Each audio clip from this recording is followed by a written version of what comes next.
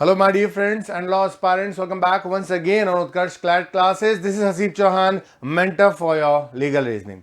So, dear friends, ये हम series चला रहे हैं आपके साथ में most important 501 question for the MHCET. तो चलिए आज के क्वेश्चन नंबर की बारी है. 41 नंबर क्वेश्चन है आपके सामने. प्रिंसिपल कहता है when a person who has made a promise to another to do something does not fulfill his promise, another person becomes entitled to receive from the person who did not fulfill his promises compensation in the form of money. कह रहा है कि अगर दो लोग हैं और एक पर्सन ने कोई प्रॉमिस किया है, कोई वादा किया है, तो अगर ये वादा तोड़ देता है तो ऐसे केस में जो पर्सन जो अग्रीव्ड पार्टी है वो सामने वाली पार्टी से compensation in the form of money वसूल कर सकता है. तो यहां पर आपको फैक्ट पढ़ रहे हैं, देखते हैं. X made a promise to Y to repair his car engine. Y made the payment for repair. After the repair Y went for a drive in the same car. While driving the car, Y met with an accident due to bursting of the tire. अब आपको बताना है कि आग लग गई है भाई, वो मर गया है एक्सीडेंट में. 1 मिनट का टाइमर आपके सामने है. क्वेश्चन और फैक्ट दोनों समझ चुके हो. बताओ इसका सही आंसर क्या होना चाहिए. जल्दी भाई साहब, टाइमर रुकना नहीं चाहिए. उससे पहले आपका कमेंट बॉक्स में आंसर आ जाना चाहिए.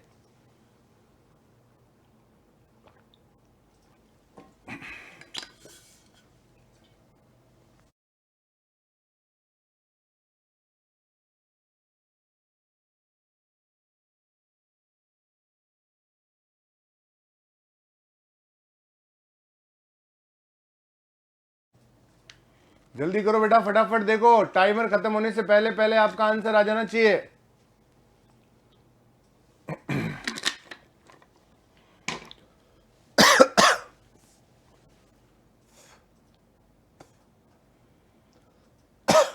खतरे की घंटी बजने वाली भाई, जल्दी करो.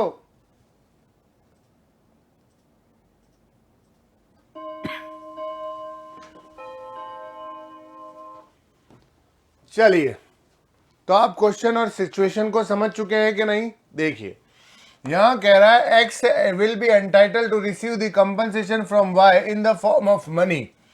कि एक्स को कंपनसेशन मिलना ही चाहिए. फिर कहता है Y will be entitle to receive compensation from X in the form of money. अरे वाई को क्यों मिलेगा भाई, या एक्स को क्यों मिलेगा, देखते हैं अभी. अच्छा, पहले ये तो कंफर्म हो गया ना, एक्स ने प्रॉमिस किया कि वो वाई की कार को रिपेयर करेगा और वाई ने कहा मैं पेमेंट दे दूंगा. एक्सीडेंट किसका हुआ है, Y made the payment. Okay, accident Y का हुआ है. तो सबसे पहली बात, Y will be entitle to receive, X will be entitle, ये तो पॉसिबल ही नहीं है. चलो वाई के साथ गलत हुआ, हम थोड़े हद तक ये मान लेते हैं कि चलो इसको पेमेंट दिलवा देंगे. कह रहा है X will not be entitle, ये तो है ही नहीं. Y will not be entitle to receive compensation from X, ये है आपका सही आंसर. अब सवाल है दिमाग में घूम रहा है, क्यों क्यों नहीं मिल रहा.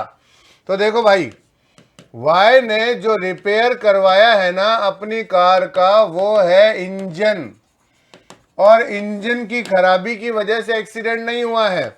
वाई का एक्सीडेंट हुआ है due to bursting of tyre, tyre के फटने से. तो हमने तो टायर रिपेयरिंग करवाया ही नहीं, समझ रहे हो. तो सही ऑप्शन क्या हुआ, डी. अगला क्वेश्चन है whoever takes away any movable things from the land of any person without that person consent is said to commit theft. तो यहां चोरी की डेफिनेशन दी है कि जो कोई भी मूवेबल प्रॉपर्टी लेकर जाएगा किसी की जमीन से उस पर्सन की बिना परमिशन के, तो वो चोरी है. During his visit to the home of C, A asked B, the son of C, to accompany A to a forest. Neither A nor B informed C in this regard. B accompanies A to the forest. अब यहां पर क्या हो रहा है, during visit to the home of C, C के घर पे कुछ लोग आए हैं. A ask B the son of C, A ने बी से पूछा जो कि सी का बच्चा है, to accompany A to a forest, के चलो जंगल चलते हैं। ना तो ए और ना ही बी इन्फॉर्म सी, सी को इन्फॉर्म नहीं किया है, ना ए ने ना बी ने, मतलब ना अपने पापा को उसने इन्फॉर्म किया ना उसके फ्रेंड ने। अब यहां पर बी जो है वो ए के साथ में जंगल चला गया। तो अब बताइए दोस्तों, क्या किसी ने चोरी की है या नहीं की है? आपको क्या लगता है इसका सही आंसर क्या होगा?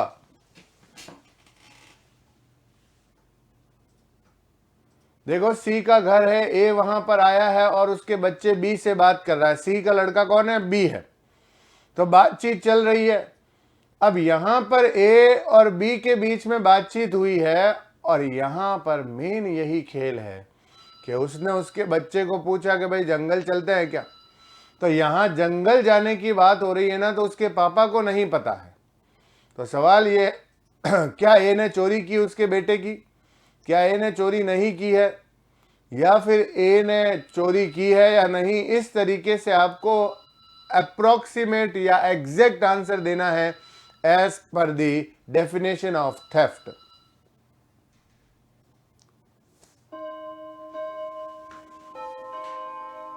चलिए दोस्तों, तो आई होप कि आपने अच्छे से आंसर दे ही दिया होगा इसका। तो क्वेश्चन है कि सर यहां लिखा हुआ है मूवेबल थिंग, और जो साथ में गया है वो कौन है? सी का लड़का है बी। देखो, सी है पापा और बी है इसका बेटा, ठीक है? सॉरी, सी है पापा और बी जो है वो है बेटा, और ए जो है वो चाहे सी का फ्रेंड है चाहे बी का, क्लैरिफाई नहीं है, लेकिन हम मान लेते हैं कि सी वो ए वो कॉमन आदमी है जो बी को अपने साथ जंगल लेकर चला। इस बात की इंफॉर्मेशन सी को नहीं है। तो यहां पर ए ने कोई चोरी नहीं की है, क्योंकि बी जो लड़का है वो कोई मूवेबल थिंग नहीं है, वो पर्सन है। तो यहां पर सही आंसर आएगा A has not committed theft. Clear? अगला क्वेश्चन है, nothing is an offence if it is done in good faith for the purpose of preventing और अवॉइडिंग ग्रेटर हार्म और डैमेज टू अ पर्सन और property. कह रहा है कोई भी चीज ऑफेंस नहीं है अगर वो गुड फेथ में किसी की भलाई के लिए, किसी पर्टिकुलर पर्सन को बड़े खतरे से बचाने के लिए, अगर उसके पर्सन और प्रॉपर्टी के लिए किया गया काम ऑफेंस नहीं कहलाएगा। A jump into swimming pool to save a boy from drowning. A जो है वो स्विमिंग पूल में कूदता है उस बच्चे को बचाने के लिए जो डूब रहा था। While pulling the boy from water, A was hit by C. अब जब वो खींच रहा था उस बच्चे को तो A was hit by C, C की गलती से A को चोट लगी। A left the boy, उसने लड़के को छोड़ दिया in the water and attacked C, और C को मारने लगा। The boy died in the water, और बॉय जो है वो वहां उस वाटर में डूब कर मर गया। समझ रहे हो ना? एक लड़के को बचाने के लिए ए कूदता है, लेकिन सी के हाथ से या किसी भी तरीके से ए को कुछ लग जाता है तो गुस्सा आ जाता है, तो ए और सी लड़ने लग जाता है और बच्चे को भूल जाता है और बच्चा डूब जाता है। तो अब आप बताइए, 1 मिनट का टाइमर है आपके पास, क्या होगा इसका सही आंसर?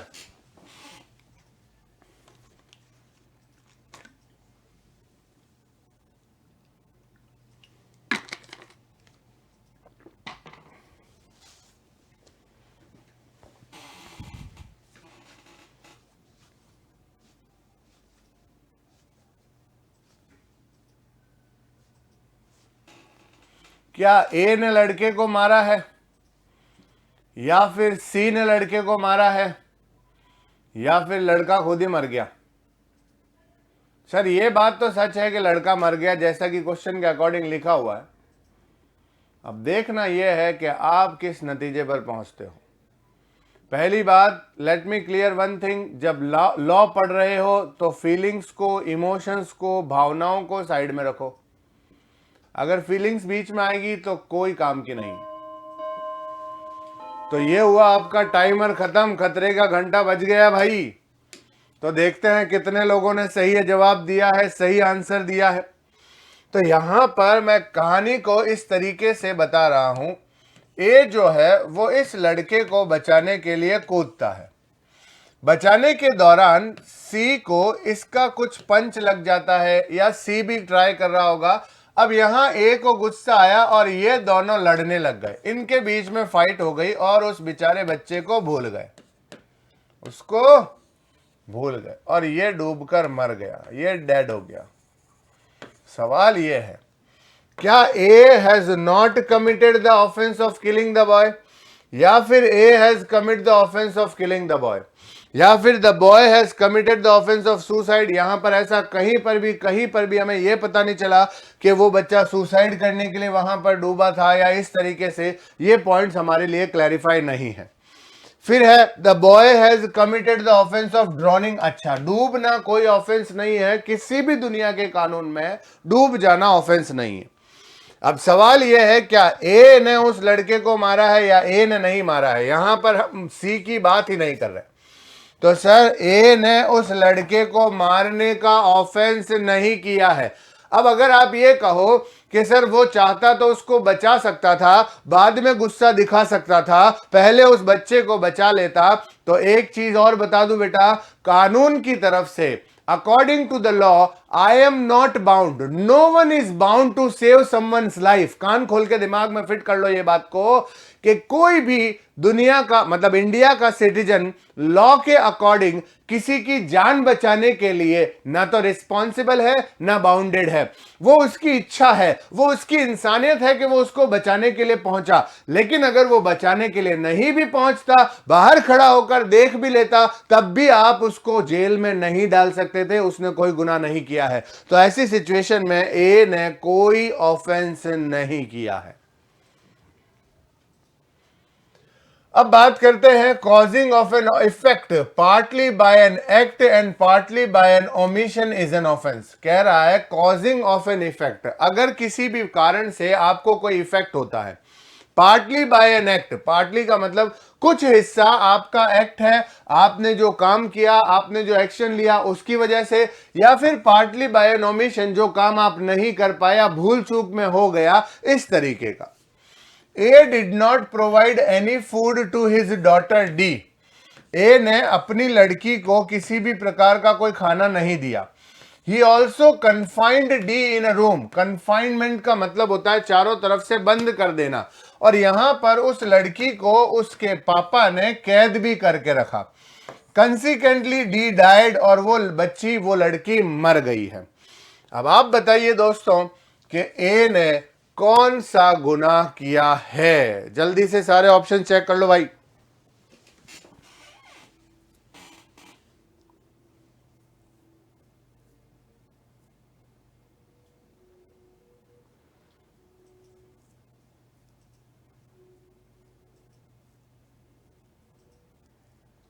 अगर किसी पर्टिकुलर केस में आपको ये लगे कि सीक्वेंस ऑफ ऑफेंस है और फाइनलाइजेशन वहां पर पहुंचता है जिससे वो रिजल्ट मिलता है, तो कोशिश करना कि फाइनल रिजल्ट को ही अपना आंसर बनाओ।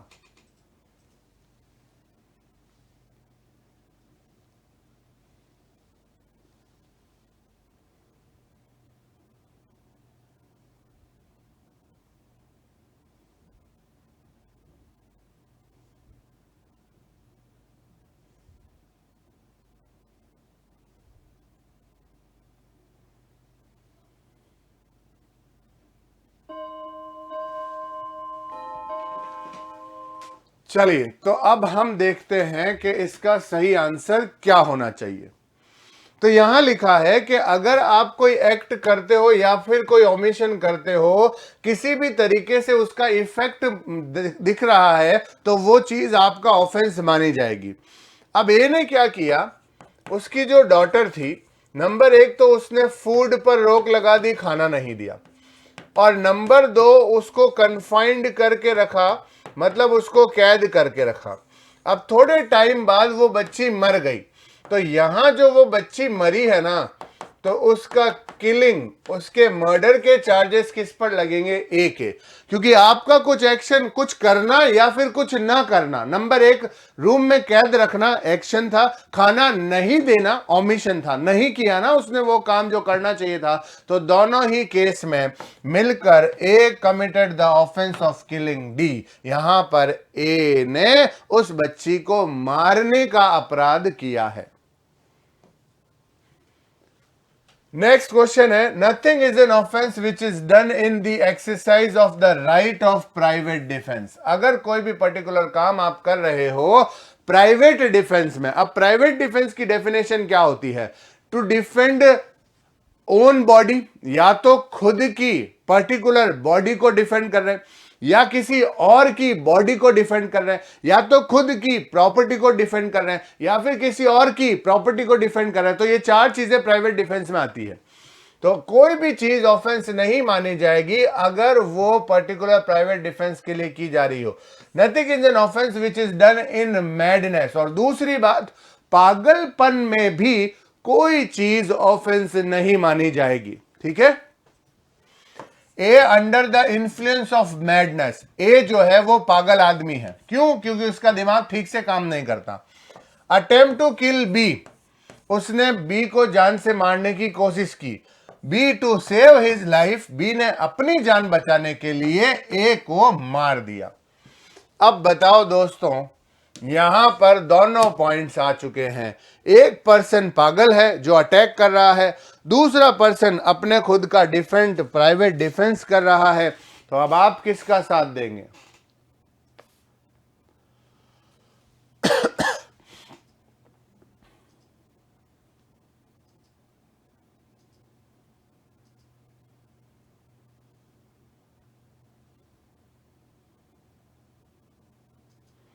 देखो, जब भी पर्टिकुलर ऐसी सिचुएशन आएगी ना जहां पर आपको लगे कि सर कोई भी ऑप्शन ठीक नहीं लग रहा है, तो वहां मोस्ट अप्रोप्रिएट आंसर चूज करना होता है। जो इस पर्टिकुलर चारों ऑप्शन में से आपको लग रहा हो कि सबसे ठीक और सबसे प्योर यही लग रहा है, उसी को आपको अपना आंसर बनाना होगा।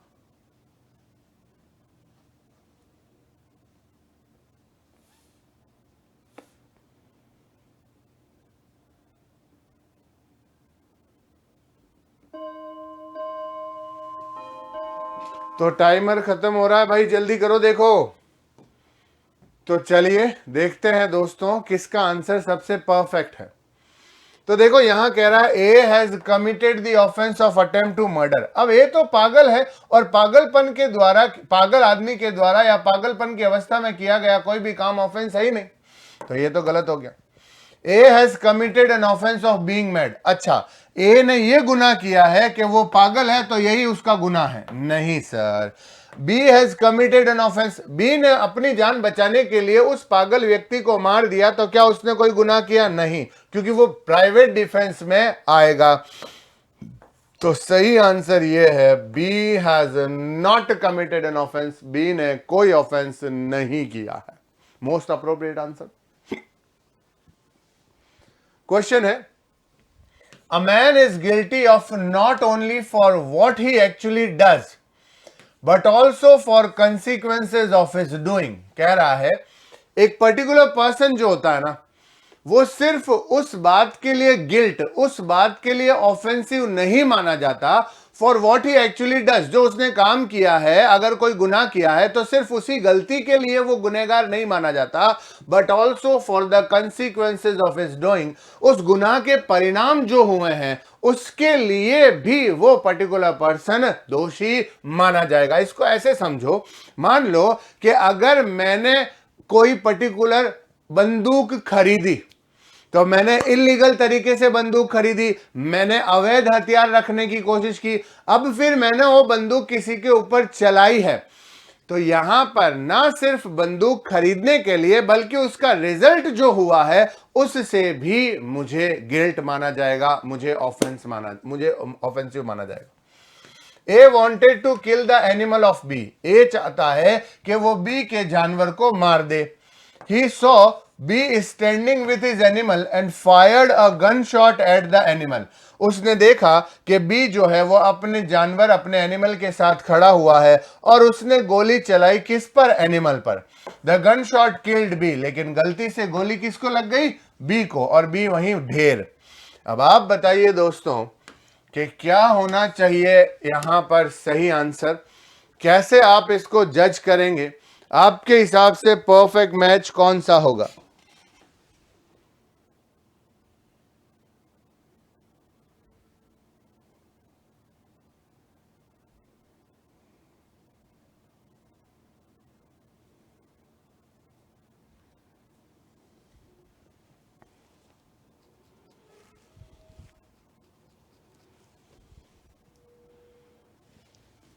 अब आपको इस ऑप्शन में एक बात सता रही होगी कि सर, अगर कोई पर्टिकुलर पर्सन किसी और को मार रहा है तो मर्डर ही है। लेकिन अगर आप गौर करोगे तो चारों ऑप्शन में से कहीं पर भी मर्डर वर्ड यूज नहीं लिया गया। यही सबसे बड़ा गेम है। लॉ की लैंग्वेज को ध्यान से समझना, उसके ऊपर फोकस रहना, यही सबसे बड़ा खेल है आप लोगों के लिए।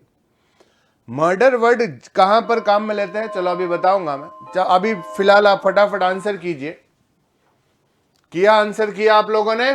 बहुत अच्छे, शाबाश। चलिए देखते हैं किसका आंसर परफेक्ट मैच हुआ। अब यहां पर क्या हुआ? ए गोली चला रहा है, यहां बी खड़ा है और प्लस उसका एनिमल भी खड़ा है।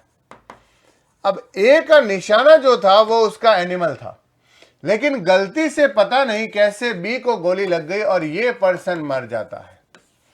सवाल यह है, ए के ऊपर क्या चार्जेस लगेंगे? क्या ए ने बी को मारा या नहीं मारा? मारा सर, बिल्कुल मारा। अब सवाल यह है, क्या ए ने बी का मर्डर किया? तो नहीं सर, उसने मर्डर नहीं किया, क्योंकि मर्डर एक क्राइम है और क्रिमिनल एक्टिविटी के लिए आपका इंटेंशन, आपका मेंस रिया देखा जाता है। तो यहां पर भले ही कोई बात नहीं सर, मर्डर नहीं हो तो क्या कल्पेबल होमिसाइड तो है, तो yes, A is guilty of killing B. ये एक अलग मैटर है, शायद उसको मर्डर की सजा नहीं मिले, लेकिन कल्पेबल होमिसाइड की तो सजा 100% उसको भुगतनी ही पड़ेगी। क्वेश्चन है, mere silence as to facts likely to affect the decision of a person to enter into a contract is not fraud। कह रहा है चुप रहना, किसी पर्टिकुलर पर्सन को आपने कोई ऑफर दिया और सामने वाला पर्सन चुप है, likely to affect the decision of a person to enter into a contract is not a fraud। अब जैसे मान लीजिए, ध्यान से समझना, मैं अपने फ्रेंड की शॉप पर जाता हूं और एक जीन्स पसंद करता हूं। मैंने कहा कि भाई मुझे ये जीन्स खरीदनी है, और वो भाई साहब मुझे ये बात नहीं बता रहा, या वो चुप है। क्यों चुप है? क्योंकि उसको पता है कि ये जीन्स का जो स्टॉक है वो पुराना हो चुका है, 5-6 दिन में नया स्टॉक आने वाला है और वो इससे सस्ता मिलेगा। लेकिन फिर भी वो चुप है, कुछ नहीं बोला, और मैं वो जीन्स महंगे भाव में उठाकर घर लेकर आ गया। 5 दिन बाद जब मैंने न्यूज में देखा कि अरे यार, इसी जीन्स का बहुत एडवांस मटेरियल वाला बहुत प्यारा मटेरियल उसी कंपनी ने लॉन्च किया और आधी कीमत में लॉन्च किया, तो मैं अपने दोस्त के पास गया। मैंने कहा तूने तो धोखेबाजी की मेरे साथ, तूने तो फ्रॉड किया मेरे साथ। तो यहां पर यह चीज फ्रॉड नहीं कहलाएगी। इसका मतलब यह है, समझ गए पॉइंट को? A sells to B, A ने कुछ बेचा है बी को। As daughter who is minor, और ए की जो डॉटर है वो माइनर है। A horse which A knows to be unsound, यहां पर सुनना, A sells to B, A ने बी को कुछ बेचा। बी कौन है ये सुनो, बी जो है वो ए की खुद की सगी लड़की है, हु इज माइनर, जो कि माइनर है, और उसने जो लड़की को हॉर्स बेचा है जिसके बारे में ए जानता है कि वो पागल घोड़ा है, अनसाउंड है। ए says nothing to B, A ने बी को कुछ भी नहीं की कहा about the unsoundness of the horse. तो चलिए दोस्तों, बताइए आपके हिसाब से सही ऑप्शन क्या है? क्या फ्रॉड लग रहा है या फ्रॉड नहीं लग रहा है? क्या है पॉइंट, क्या होना चाहिए आपके हिसाब से?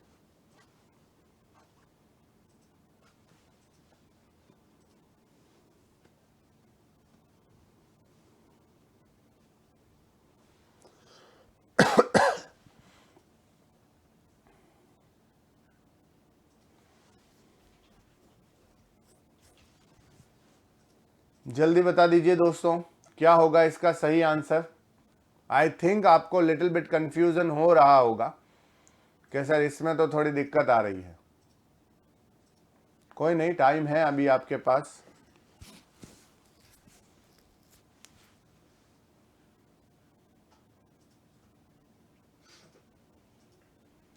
तो जल्दी कीजिए, अब शायद टाइम नहीं है, टाइम निकल रहा है।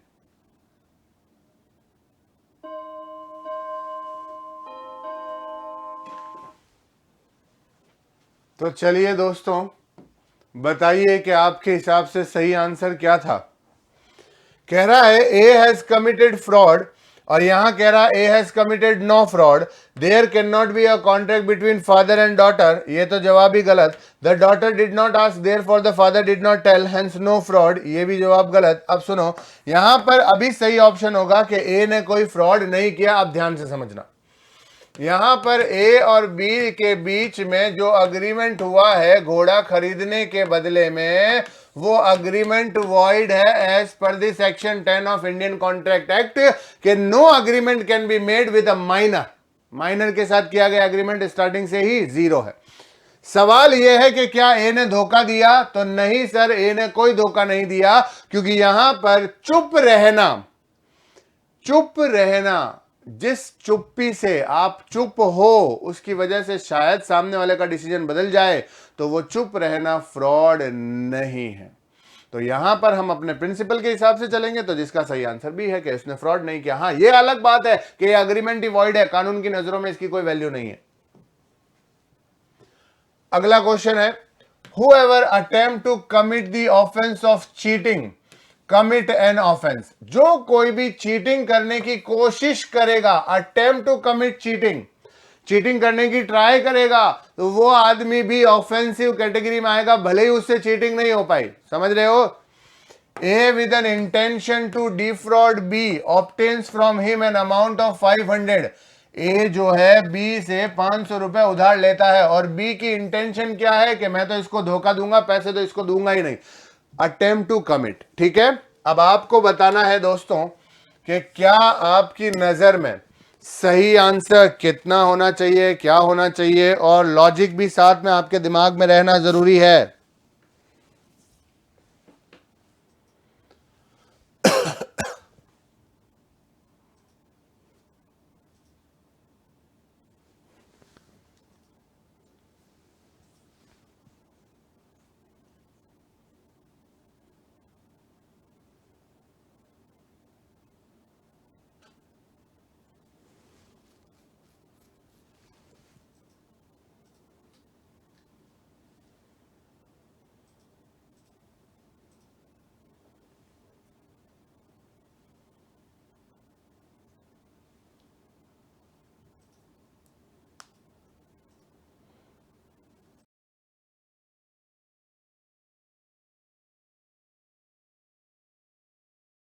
जी हाँ,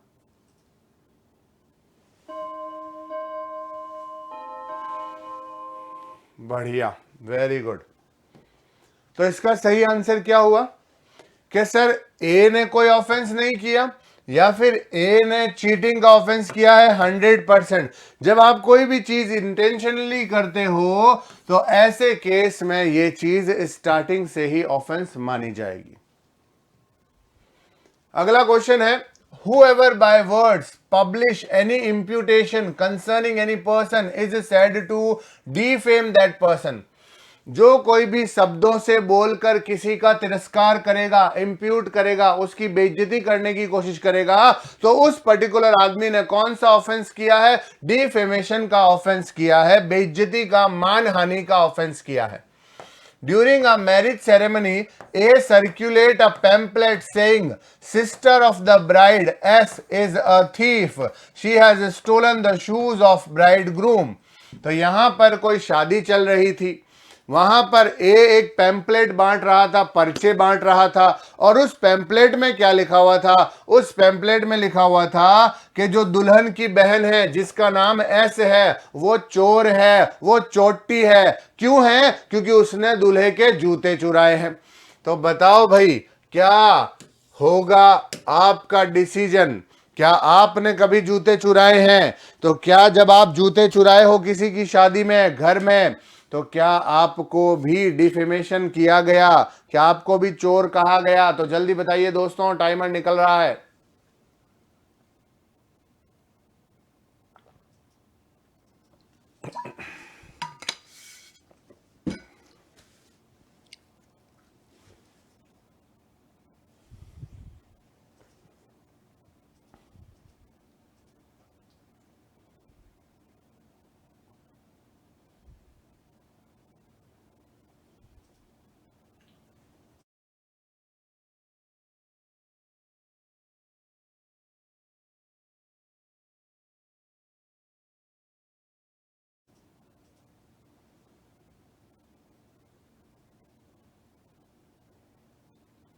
टाइमर निकल रहा है भाई।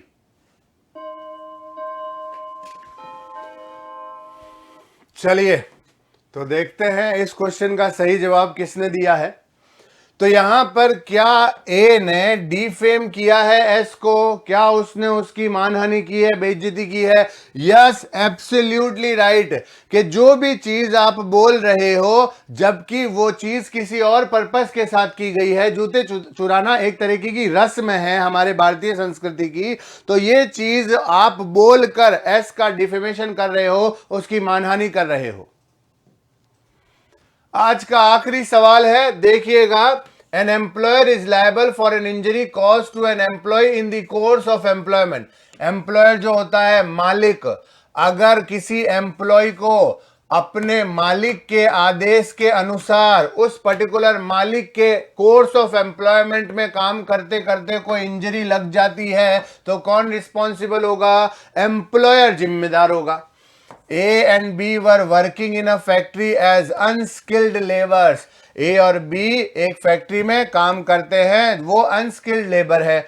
A was carrying a basket of stones on his head, और A जो है वो अपने माथे पर, अपने सर पर एक स्टोन्स की, पत्थर से भरी हुई टोकरी उठाकर चलता है। B was sitting on the ground, और बी जमीन पर बैठा था। व्हेन ए क्रॉस्ड बी, जब वो ए जिसके हाथ में टोकरी थी पत्थर से भरी हुई, जब वो बी के पास से निकला, all of a sudden a stone fell down from the basket, तो अचानक उसकी टोकरी में से एक पत्थर गिर गया। And hit be on his head, और कहां गिरा पता? बी के सर पर गिरा। बी डाइड इंस्टेंटली, और वो बी वहीं मर गया। अब आप बताइए दोस्तों, आज का आखिरी सवाल है आप लोगों के सामने, क्या होगा इसका सही आंसर? क्या आप इस सिचुएशन को समझ पाए? क्या आप प्रिंसिपल को समझ पाए? जल्दी बताइए।